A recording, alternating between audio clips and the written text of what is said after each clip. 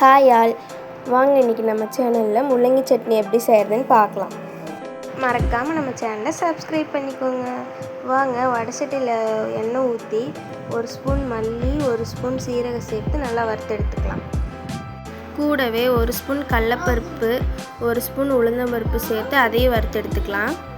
எல்லாம் நல்லா வதங்கினதுக்கப்புறம் 2 வரமிளகா சேர்த்துக்கலாம்.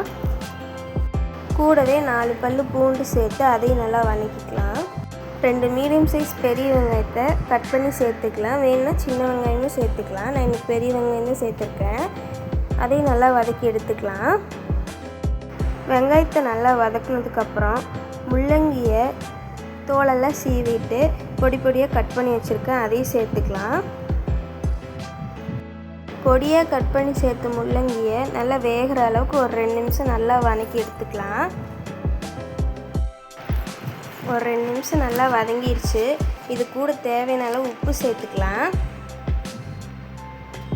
உப்பு சேர்த்து நல்லா வதக்கினதுக்கப்புறம் ஒரு சின்ன துண்டு புளி சேர்த்துக்கலாம். கூடவே இப்போ எல்லாம் நல்லா வதங்கிடுச்சு. கூடவே 1/4 டீஸ்பூன் மஞ்சள்தூள் சேர்த்து அதையும் நல்லா வதக்கி எடுத்துக்கலாம். அது கூட ஒரு 1/4 கப்பு தேங்காவை கட் பண்ணி சேர்த்துருக்குறேன். நீங்கள் துருவி கூட சேர்த்துக்கலாம்.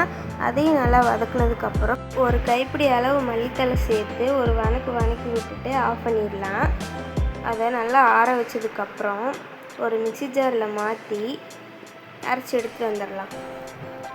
இப்போ ஒரு தாளிப்பு கொடுத்துடலாம். அதுக்கு வடை சட்டியில் எண்ணெய் ஊற்றி கடுகு சேர்த்து அது நல்லா பொரிஞ்சதுக்கப்புறம் கூடவே ஒரு வரமிளகா வேணும்னா சேர்த்துக்கலாம். எனக்கு காரம் போதும், அதனால் கருவேப்பிலை சேர்த்து அந்த சட்னியில் ஊற்றிட்டேன். அவ்வளோதாங்க, சூப்பரான ஹெல்த்தியான சட்னி ரெடி. சுட சுட சாதத்தோடு சாப்பிட்டு பாருங்கள். எப்படி இருக்குன்னு கமெண்ட் பண்ணுங்கள் மறக்காமல். தேங்க்ஸ் ஃபார் வாட்சிங்.